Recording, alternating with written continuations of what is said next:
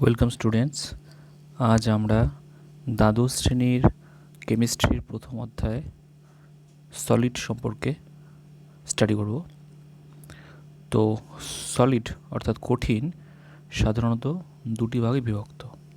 এক, কেলাসাকার অর্থাৎ ক্রিস্টালাইন, এবং দুই, অ্যামরফাস অর্থাৎ অনিয়তাকার। তো এই দুইয়ের মধ্যে বেসিক পার্থক্য কী? বেসিক পার্থক্যটা তাদের বিন্যাসে, অর্থাৎ পরমাণুর বিন্যাসে। তো ক্রিস্টালাইন বা কেলাসাকার স্ট্রাকচারে পরমাণুদের নিয়মিত বিন্যাস অর্থাৎ রেগুলার অ্যারেঞ্জমেন্ট দেখা যায়, এবং সেটা একটা লার্জ রেঞ্জে। কিন্তু অ্যামরফাসের ক্ষেত্রে অর্থাৎ অনিয়তাকারদের ক্ষেত্রে এই পরমাণুর বিন্যাস অনিয়মিত হয়, অর্থাৎ অনিয়মিত বিন্যাস থাকে। যদিও খুব সামান্য অংশ অর্থাৎ শর্ট রেঞ্জে অ্যামরফাস অর্থাৎ অনিয়তাকার কঠিনদেরও রেগুলার বিন্যাস, রেগুলার অ্যারেঞ্জমেন্ট দেখা যায়, এবং সেই কারণে এদেরকে সিউডো সলিডস বলে, ছদ্ম কঠিন পদার্থ বলা হয়। এবং আরেকটা জিনিস লক্ষণীয়, অনিয়তাকার পদার্থদের অ্যাকচুয়ালি সুপার কুলড লিকুইডস বলা হয়। যেমন উদাহরণস্বরূপ বলতে পারি আমরা, কাঁচ যে আছে না, কাঁচ হলো এক ধরনের সুপার কুলড লিকুইড। কী করে বুঝলাম? যদি আমরা কোনো কাচের তৈরি একটি জানলাকে দীর্ঘদিন লাগিয়ে রাখি, দেখব অনেকদিন পর ওই কাচের পাতের উপরের অংশের তুলনায় নিচের অংশটি মোটা হয়ে যাচ্ছে, অর্থাৎ গ্র্যাভিটেশনাল পুলের জন্য সেই কাচের অণুগুলি বা পরমাণুগুলি নিচের দিকে নেমে যাচ্ছে। তো এর থেকে বোঝা যায়, তো it's a kind of super cool liquids. তো এটা একটি অনিয়তাকার পদার্থ। তো পরীক্ষায় কেলাসাকার ও অনিয়তাকার পদার্থদের মধ্যে পার্থক্য আসে 3 নম্বরের। তো কী কী পার্থক্য হতে পারে? প্রথমটা বললাম, নিয়মিত বিন্যাস, অনিয়মিত বিন্যাস। দ্বিতীয়ত কী হতে পারে? দ্বিতীয়ত হলো কেলাসাকার পদার্থদের উচ্চ গলনাঙ্ক থাকে, কিন্তু অনিয়তাকার পদার্থদের নিম্ন গলনাঙ্ক থাকে। আর কি আছে? Heat of fusion. Heat of fusion কেলাসাকার কঠিন পদার্থদের ক্ষেত্রে নির্দিষ্ট থাকে। হিট অফ ফিউশন কি? হিট অফ ফিউশন বলবো, কোনো এক মোল কেলাসাকার পদার্থ বা অনিয়তাকার পদার্থ যাই হোক, তাদের গলতে যে পরিমাণ তাপ প্রদান করতে হবে তাকে বলবো হিট অফ ফিউশন। আবার বলছি, এক মোল কোনো পদার্থকে গলতে যে পরিমাণ তাপ প্রযুক্ত করতে হবে তাকে বলবো হিট অফ ফিউশন। তো এই হিট অফ ফিউশন ক্যালসাকার কঠিন পদার্থের ক্ষেত্রে ফিক্স থাকে, অনিয়তাকারদের ক্ষেত্রে সেটা ফিক্স থাকে না। আর কি পার্থক্য আছে? ক্যালসাকার কঠিন পদার্থরা রিজিড হয়, আর অনিয়তাকার পদার্থরা রিজিড হয় না। আর কি হয়? আর হয়, ক্যালসাকার কঠিন পদার্থের যে সারফেস আছে, পৃষ্ঠতল আছে, সেটা স্মুথ হয়। অনিয়তাকারদের ক্ষেত্রে সেটা কি হবে? রাফ হবে। ন্যাচারালি বুঝতে পারছো, কাচের যে উপরিতলটি আছে সেটা রাফ বলেই আমাদের কেটে যাবে, বাট লোহার কোনো পাতকে ধরলে স্মুথনেসের জন্য সেটা কাটছে না, হাতে বিচ্ছে না। আর কি পার্থক্য? ক্যালসাকার কঠিন পদার্থরা অ্যানাইসোট্রপিক হয়, বাট অনিয়তাকার কঠিন পদার্থরা আইসোট্রপিক ধর্মী হয়। অ্যানাইসোট্রপিক, আইসোট্রপিক কি? যাদের ধর্ম বা প্রপার্টিস দিকের উপর নির্ভর করে তারা অ্যানাইসোট্রপিক। মানে যাদের প্রপার্টিস বা ধর্ম কোনো পদার্থের দিক, X plane, Y plane, Z plane, এই দিকের উপর নির্ভরশীল, তারা অ্যানাইসোট্রপিক। বাংলায় এদেরকে বলে অসমদৈশিক। স্ক্রিনে দেখতে পাচ্ছ। তো ক্যালসিয়াম কঠিন পদার্থরা অসমদৈশিক অ্যানিসোট্রপিক, আর অনিয়তাকার কঠিন পদার্থরা সমদৈশিক আইসোট্রপিক হয়। আর কি আছে এদের মধ্যে, অর্থাৎ ক্যালসিয়াম কঠিন পদার্থের মধ্যে সিমেট্রি আছে, অনিয়তাদের ক্ষেত্রে সিমেট্রি নেই। আবার ক্যালসিয়াম কঠিন পদার্থের ক্ষেত্রে ইন্টারফেসিয়াল অ্যাঙ্গেলস নির্দিষ্টভাবে থাকে, যেটাকে আমরা আলফা বিটা গামা রূপে চিহ্নিত করি। অনিয়তাকার কঠিন পদার্থের ক্ষেত্রে সেরকম কোনো ইন্টারফেসিয়াল অ্যাঙ্গেল নেই। এই গেল এদের মধ্যেকার পার্থক্য। তো স্ক্রিনে এসব পার্থক্যগুলো তোমরা দেখতে পাচ্ছ, স্ক্রিনশট নিয়ে রাখতে পারো, বইও পেয়ে যাবে। তো এবার আসি এই ক্যালসাকার কঠিন পদার্থ অর্থাৎ ক্রিস্টালাইন স্ট্রাকচারদের কী কী ভাগে ভাগ করা যায়। কী কী ভাগে? Molecular solid, ionic solid, metallic solid এবং কোভ্যালেন্ট সলিড। আবার বলছি, molecular solid, ionic solid, metallic solid, covalent solid. Molecular solid আবার তিন প্রকারের: পোলার, নন পোলার, হাইড্রোজেন বন্ডেড। পোলার, নন পোলার, হাইড্রোজেন বন্ডেড। তো এখন এদের সম্পর্কে আমরা স্টাডি করব। প্রথমে পড়ি নন পোলার সলিড সম্পর্কে। নন পোলার সলিডরা সাধারণত লন্ডন ফোর্স অফ অ্যাট্রাকশনের দ্বারা সংযুক্ত। নন পোলার সলিডরা আভ্যন্তরীণভাবে লন্ডন ফোর্স অফ অ্যাট্রাকশনের দ্বারা সংযুক্ত থাকে। উদাহরণ কীরকম? কার্বন টেট্রাক্লোরাইড হতে পারে, H2 হতে পারে, I2, CO2 ইত্যাদি। ধর্ম কী কী আছে? এরা সফট হয়, এরা ইনসুলেটর হয় অর্থাৎ তড়িৎ পরিবহনে অক্ষম, এবং এরা খুব কম গলনাঙ্ক বিশিষ্ট হয়। সেকেন্ড, পোলার। পোলার সলিডস, এদের মধ্যে থাকে ডাইপোল ডাইপোল ইন্টারঅ্যাকশন, অর্থাৎ এরা ডাইপোলার হয় এবং এদের মধ্যেকার ডাইপোলার ইন্টারঅ্যাকশন, ডাইপোল ডাইপোল ইন্টারঅ্যাকশন থাকে। কীরকম উদাহরণ হতে পারে? HCl, SO2। খুব অবভিয়াসলি HCl এর একটি প্রান্ত ডেল্টা প্লাস যেটা H এর দিকে থাকে, আর একটি প্রান্ত ডেল্টা মাইনাস অর্থাৎ যেটা Cl এর প্রান্তে থাকে। তো এদের মধ্যে ডাইপোল বিদ্যমান। প্রপার্টিস কী হতে পারে? এরা সফট হয়, এরাও ইনসুলেটর হয় এবং এদের মেল্টিং পয়েন্ট লো হয়। নন পোলারদের ক্ষেত্রে বলেছিলাম খুব কম হয়, very low melting point, but পোলারদের ক্ষেত্রে সেটা হবে লো মেল্টিং পয়েন্ট। থার্ড আসলো হাইড্রোজেন বন্ডেড সলিডস। তো খুব অবভিয়াসলি নাম থেকে বোঝা যাচ্ছে এদের মধ্যে থাকবে হাইড্রোজেন বন্ড। উদাহরণ কি? আইস, মানে কঠিন জল বা তরলের জল না, কিন্তু কঠিন জল, আইস, বরফ। কি হয় এরা? এরা কিন্তু হার্ড হয়, এরাও ইনসুলেটর হয় এবং এদের গলনাঙ্ক লো হয়, কম থাকে। এই গেল মলিকুলার সলিডের তিনটা শ্রেণীবিভাগ: নন পোলার, পোলার, হাইড্রোজেন বন্ডেড। এবার আসি আয়নিক সলিডসের ক্ষেত্রে। আয়নিক সলিডসের মধ্যে কী থাকবে কনস্টিটিউয়েন্ট হিসেবে? অবভিয়াসলি আয়ন্স থাকবে। আর কি? এদের মধ্যে কুলম্বিক আকর্ষণ বল থাকবে, coulombic attraction force or electrostatic attraction force. উদাহরণ কী হবে? NaCl, MgO etcetera. ধর্ম কী আছে এদের? আর এরা কী হয়? কঠিন হয়, হার্ড হয়, অ্যান্ড কী হয়? ব্রিটল। ঠিক। আর কী ধর্ম আছে? এরাও কিন্তু কী হয়? ইনসুলেটর হয়, বাট শর্ত আছে, যারা ওটা যখন সলিড ক্যারেক্টারে থাকে অর্থাৎ কঠিন অবস্থায় থাকে তখন তারা তড়িৎ পরিবহনে অক্ষম হয়, কিন্তু যখনই তারা গলিত বা জলে দ্রবীভূত অবস্থায় থাকবে, মোল্টেন স্টেটে থাকবে, তখন তারা কিন্তু তড়িৎ পরিবহনে সক্ষম হয়। এটা মনে রাখতে হবে। আর কি?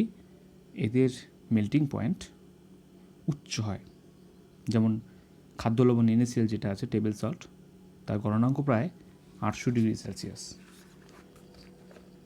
এই গেল আয়নিক সলিডস। এবার আসি মেটালিক সলিডসে। স্ক্রিন দেখো, মোটামুটি দেখতে পাচ্ছ। মেটালিক সলিডসের মধ্যে কার্নেল ফোর্স থাকে। কার্নেল ফোর্সটা কি? ধরো আয়রন এফি, তো এফির মধ্যে কীভাবে থাকে ওরা? Fe2 প্লাস সঙ্গে 2 ইলেকট্রন মাইনাস, অর্থাৎ একটা পজিটিভ পার্ট একটা নেগেটিভ পার্ট। পজিটিভ পার্টে এফির ক্যাটায়ন আছে, আর নেগেটিভ পার্ট হিসেবে ইলেকট্রনের ক্লাউড আছে। That means this is called kernel forces, positive ions and electron ক্লাউডসের কম্বিনেশন, কার্নেল ফোর্স। কী বন্ডিং থাকে এদের মধ্যে? এদের মধ্যে মেটালিক সলিড যেহেতু মেটালিক বন্ডিং থাকে। উদাহরণ কী হতে পারে? এফি বললাম, কপার হতে পারে, এজি হতে পারে, অডাম হতে পারে, অর্থাৎ এইউ হতে পারে, সোনা, রূপা, তামা, লোহা। এরা ধর্ম কি? এরা হার্ড হয়, এরা মেলিয়াবেল হয়, এরা ডাকটাইল হয়। মানে এরা কি? এরা সহজেই এটা কি করতে পারে? স্ট্রেচ করা যেতে পারে, ইজিলি স্ট্রেচেবল। যেমন লোহা, সোনা যে আছে অডাম, এইউ, এ সবচেয়ে বেশি স্ট্রেচেবল, এর স্ট্রেচেবিলিটি সবচেয়ে বেশি অন্য সমস্ত মেটালসদের মধ্যে। ঠিক আছে? আর কি হয়? এরা কি হয়? শব্দ করতে পারে, অর্থাৎ যদি কিছু দিয়ে একে আঘাত করা যায় তাহলে এফি কপার, এজি, এইউ এরা কিন্তু ধাতব শব্দ করে। কিন্তু আগে যেটা বলছিলাম, আয়নিক সলিডসদের ক্ষেত্রে এদের মধ্যে কিন্তু কোনো সেরকম শব্দ হয় না। ঠিক? আর কি ধর্ম আছে? এরা হাই কন্ডাক্টার্স হয়, মানে এদের কন্ডাক্টিভিটি খুব বেশি, তড়িৎ ক্ষমতা খুব বেশি। আর কি হয়? মোটামুটি উচ্চ গলন বৈশিষ্ট্য হয়। আয়নিক সলিডদের ক্ষেত্রে যেমন খুবই উচ্চ গলনাঙ্ক ছিল, এদের ক্ষেত্রে ফেয়ারলি হাই মেল্টিং পয়েন্ট থাকে। তারপর আসি কোভ্যালেন্ট সলিডসে। কোভ্যালেন্ট সলিডসের মধ্যে কী থাকে? অ্যাটমস থাকে, অ্যাটম কনস্টিটিউয়েন্টস থাকে। কী বন্ডিং থাকবে? কোভ্যালেন্ট বন্ডিং থাকবে, নাম থেকে বোঝা যাচ্ছে। উদাহরণ কী হতে পারে? SiO2, SiC, AlN। ওকে? আর কি হতে পারে? ডায়মন্ড হতে পারে, গ্রাফাইট হতে পারে। এরা কোভ্যালেন্ট সলিড। ধর্ম কি? এরাও হার্ড হয়, এরাও ইনসুলেটার হয়। আচ্ছা, এখানে একটা বিষয় আছে, গ্রাফাইট যে আছে, কার্বনের উপভেদ গ্রাফাইট, শুধুমাত্র কিন্তু কোভ্যালেন্ট সলিড হওয়া সত্ত্বেও বাকিরা যেমন হার্ড হয়, কিন্তু হার্ড না, সফট, বাট এরও কিন্তু কোভ্যালেন্ট বন্ডিং আছে। এবং আরেকটি পার্থক্য আছে, কিন্তু ইনসুলেটার না, কিন্তু কন্ডাক্টিভিটি আছে, ইলেকট্রিসিটি কন্ডাক্ট করে, পরিবহন করতে সক্ষম। এবার আসি পরের পয়েন্টে, সেটা হলো ক্রিস্টাল ল্যাটিস। ক্রিস্টাল ল্যাটিসটা কি? ক্রিস্টাল ল্যাটিস হলো গিয়ে রেগুলার অ্যারেঞ্জমেন্ট অফ অ্যাটমস অথবা আয়ন্স অথবা মলিকিউলদের রেগুলার অ্যারেঞ্জমেন্টের মাধ্যমে যে বৃহৎ স্ট্রাকচারটি পাওয়া যাচ্ছে সেটার নাম crystal lattice. Disciplined and regular অ্যারেঞ্জমেন্টের মাধ্যমে যে বৃহৎ আকৃতি পাওয়া যায় সলিডসদের ক্ষেত্রে তাদের ক্রিস্টাল ল্যাটিস বলি।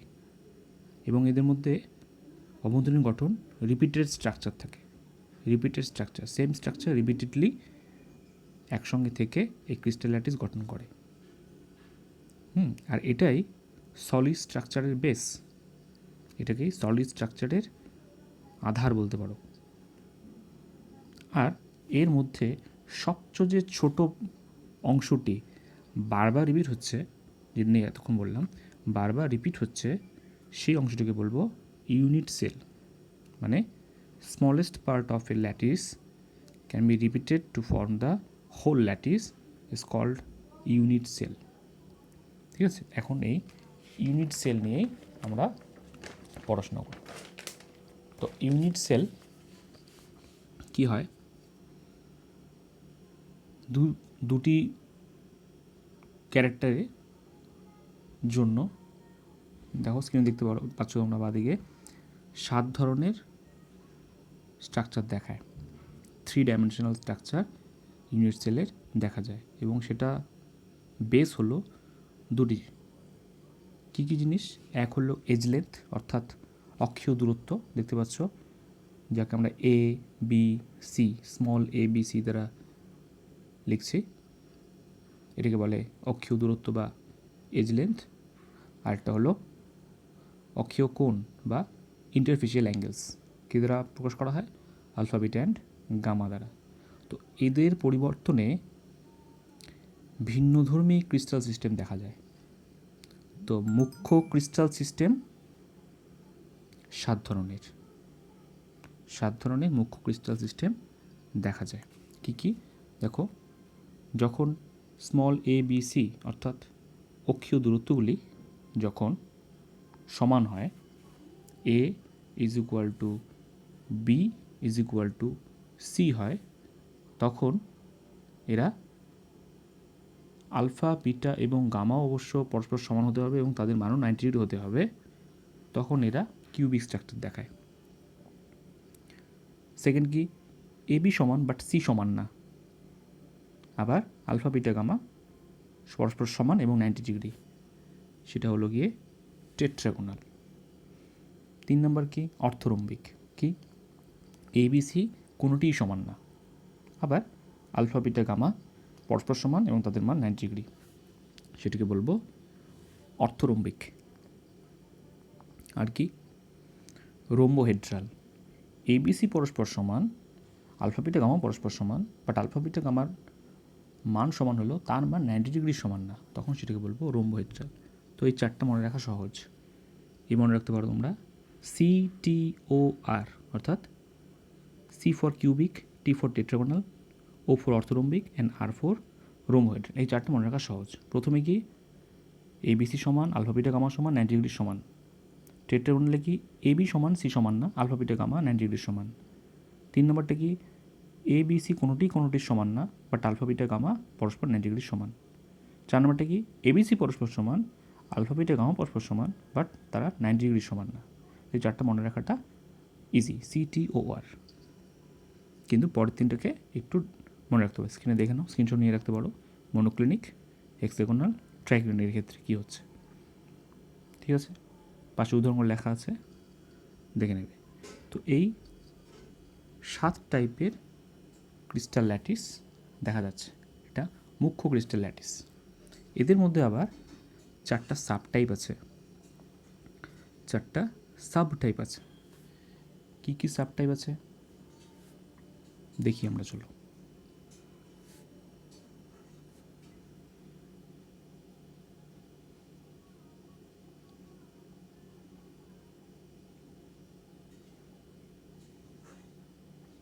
দেখো, প্রথমটা হলো গিয়ে সিম্পল বা সাধারণ কিউবিক সিস্টেম। কীরকম স্ট্রাকচার? ইউনিট সেলের 8 কোণায় 8টি পরমাণু বিদ্যমান থাকবে, 8 কোণায় 8টি পরমাণু বিদ্যমান থাকবে, এটাকে বলবে সিম্পল কিউবিক সিস্টেম, সাধারণ কিউবিক সিস্টেম। তো প্রত্যেক কর্নারে যে একটি করে পরমাণু আছে, সেই প্রত্যেকটি পরমাণু আবার পার্শ্ববর্তী থাকা 8টি ইউনিট সেলের সঙ্গে সংযুক্ত। তাহলে এক একটি কোণায় যে একটি পরমাণু আছে, তা একটা ইউনিট সেলের জন্য কত ভগ্নাংশ পড়ল? 8 × 1/8। 8 কেন? 8টা কর্নারে আছে 8টি, এবং প্রত্যেকটি আবার 8টি পাশে থাকা ইউনিট সেলের সঙ্গে সংযুক্ত, তাই 8 × 1/8, ঠিক আছে? অর্থাৎ 1, অর্থাৎ সাধারণ কিউবিক সিস্টেমে ইউনিট সেলে একটি পরমাণু আছে। নেক্সট কি? নেক্সট হলো গিয়ে বডি সেন্টার্ড কিউবিক সিস্টেম, অর্থাৎ দেহকেন্দ্রিক কিউবিক সিস্টেম। কীরকম? এর 8টি কোণায়, ইউনিট সেলের 8টি কোণায় একটি করে তো পরমাণু আছেই, এবং এর বডি সেন্টারে, অর্থাৎ বডি সেন্টারে মানে দেহের কেন্দ্রে একটি পূর্ণ একটি পরমাণু আছে। দেখতে পাচ্ছ স্ক্রিনে পূর্ণ একটি পরমাণু আছে। এইটি 8 কোণায় 8টি আছে এবং সেন্টার একটি আছে। এটাকে বলবো আমরা বডি সেন্টার্ড। তো এর ক্ষেত্রে ইউনিট সেলে কী পড়ছে? 8 × 1/8 তো আগের মতন পড়ছেই, দ্যাট ইজ 8 × 1/8 = 1, এবং বডিতে আরেকটি আছে তার জন্য 1 + 1 দ্যাট ইজ 2। তো দেহকেন্দ্রিক কিউবিক সিস্টেমের প্রতি একক কোষে দুটি পরমাণু আছে। 8 × 1/8 = 1 প্লাস বডির মধ্যে থাকা একটা পরমাণু 1 + 1 দ্যাট ইজ 2। 3 নাম্বার যেটা, সেটাকে বলবো আমরা ফেস সেন্টার্ড। দেখতে পাচ্ছ ছবিতে, এটিকে বলবো ফেস সেন্টার্ড। অর্থাৎ কি, 8টি কোণায় 8টি পরমাণু আছে এবং 6টি ফেসে অর্থাৎ 6টি পৃষ্ঠতলে একটি করে আছে। তাহলে প্রত্যেকটি পৃষ্ঠে যে একটি করে পরমাণু আছে সেটা নিশ্চয়ই পার্শ্ববর্তী থাকা আরেকটি পরমাণুর সঙ্গে সংযুক্ত। তাহলে প্রত্যেকটি পৃষ্ঠে থাকা এক একটি পরমাণু দুটির সঙ্গে শেয়ার করে আছে। তাহলে এক একটির জন্য কত করে পাবো? হাফ করে পাবো। এরকম কটি তল আছে একটা কিউবে? 6টা তল আছে। তাহলে 6 × হাফ দ্যাট ইজ 3। তো প্রত্যেক কর্নারে আছে একটি করে 8 × 1/8 = 1, এবং 6টি তলে একটি করে আছে 6 × হাফ = 3, অর্থাৎ টোটাল আছে 3 + 1 = 4। এই দেখো, এখান থেকে দেখে নাও, স্ক্রিনশট নিয়ে রাখতে পারো, বইও পেয়ে যাবে। তাহলে সাধারণ কিউবিক সিস্টেমে 1, দেহকেন্দ্রিকে 2 এবং পৃষ্ঠকেন্দ্রিকে আছে 4 একক কোষ ইউনিট সেলে মোট কণা সংখ্যার মান। ঠিক আছে, এই তিনটি ছাড়াও আরেকটি আছে যার নাম এন্ড সেন্টার্ড। এন্ড সেন্টার্ড এটা কীরকম?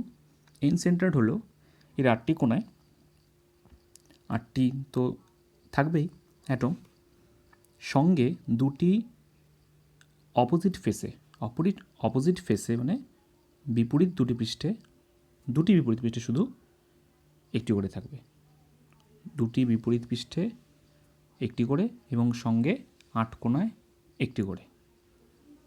এটাকে বলে এন্ড সেন্টার্ড। এন্ড সেন্টার্ড 8 কোণায় একটি করে এবং দুটি বিপরীত পৃষ্ঠে, যে কোনো দুটি বিপরীত পৃষ্ঠে অর্থাৎ আর কি একটি করে, এটাকে বলে এন্ড সেন্টার্ড। ওকে, তো এই 7টি গেল cubic, tetragonal, orthorhombic, rhombohedral, monoclinic, hexagonal, triclinic, main type 7টি, এবং কি পেলাম? 4টি সাব টাইপ পেলাম। 4টি সাব টাইপ কী পেলাম? Simple, body centred, face centred, end centred. তো 4টা সাব টাইপ, 7টা মেইন টাইপ। তাহলে প্রবাবিলিটি কত হচ্ছে? 3 ডাইমেনশনাল ইউনিট সেলের মোট সংখ্যার মান 7 × 4 দ্যাট ইজ 28। তো প্রবাবিলিটি বা পসিবিলিটি 28 টাইপসের থাকার কথা। কিন্তু এক্সপেরিমেন্টালি দেখা যাচ্ছে, পরীক্ষালব্ধভাবে দেখা গেছে যে শুধুমাত্র 14টি ল্যাটিস স্ট্রাকচার পাওয়া যায়। এই যে 14টি প্রাপ্ত ল্যাটিস স্ট্রাকচার এক্সপেরিমেন্টালি, এদেরকে বলে ব্র্যাভিস ল্যাটিস বলা হয়। তো এবার দেখি কোন 14টি ব্র্যাভিস ল্যাটিস। দেখো, প্রথমে এই যে সিম্পল ল্যাটিসের কথা বললাম, এই প্রত্যেকটিতেই দেখা যায় cubic, tetragonal, orthorhombic, rhombohedral, monoclinic, hexagonal, ট্রাইক্লিনিক। এই 7টির মধ্যেই কি দেখা যায়? সিম্পলটা দেখা যায়। ঠিক আছে, তাহলে এই গেল 7। তারপরে আসলো বডি সেন্টার্ডের জন্য দেখা যাবে প্রথম 3টিতে, অর্থাৎ কীতে? CTO অর্থাৎ কিউবিক, টেট্রাগোনাল, অর্থোরম্বিক, এই 3টিতে দেখা যাবে বডি সেন্টার্ড। তাহলে আগের 7, এখনকার হলো বডি সেন্টার্ডের 3, 10 গেল। তারপরে আসো face centred. Face centred, face centred দেখা যাবে দুটিতে। কোনটাতে? কিউবিক আর অর্থরম্বিকে। কিউবিক আর অর্থরম্বিকে দেখা যাবে ফেস সেন্টার্ড। তাহলে এই গেল 2, কত হলো? 7 যোগ 3 যোগ 2 12, রইল বাকি এন্ড সেন্টার্ড। এন্ড সেন্টার্ড দেখা যাবে আরও দুটিতে। কোনটিতে? অর্থরম্বিক আর মনোক্লিনিক। অর্থরম্বিক আর মনোক্লিনিকে দেখা যাবে কি? End centred. এই গেল শেষ 2, অর্থাৎ কত হলো টোটাল? প্রথমে 7 সিম্পলের জন্য, 3 কার জন্য? বডি সেন্টারের জন্য, 2 কার জন্য? ফেস সেন্টারের জন্য, আর এখনকার 2 কার জন্য? এন্ড সেন্টারের জন্য। টোটাল কত হলো? 14। এই 14 হলো গিয়ে ব্র্যাভিস ল্যাটিস। ঠিক আছে, এখানে একটা গুরুত্বপূর্ণ বিষয় দেখো, শুধুমাত্র কোথায়? অর্থরম্বিক যেটা আছে এটির মধ্যে আমরা কি দেখতে পাচ্ছি? সিম্পলও দেখতে পাচ্ছি, বডি সেন্টারও দেখতে পাচ্ছি, ফেস সেন্টারও দেখতে পাচ্ছি, এন্ড সেন্টারও দেখতে পাচ্ছি। অর্থরম্বিকের ক্ষেত্রে simple, body centre, face centre, end centre 4টি ধরনেরই সাবটাইপ দেখা যায়। তো আজকের পোর্শনে সলিড এতটুকুই থাক, পরের পোর্শনে বাকিটুকু পড়াবো। স্টুডেন্টস,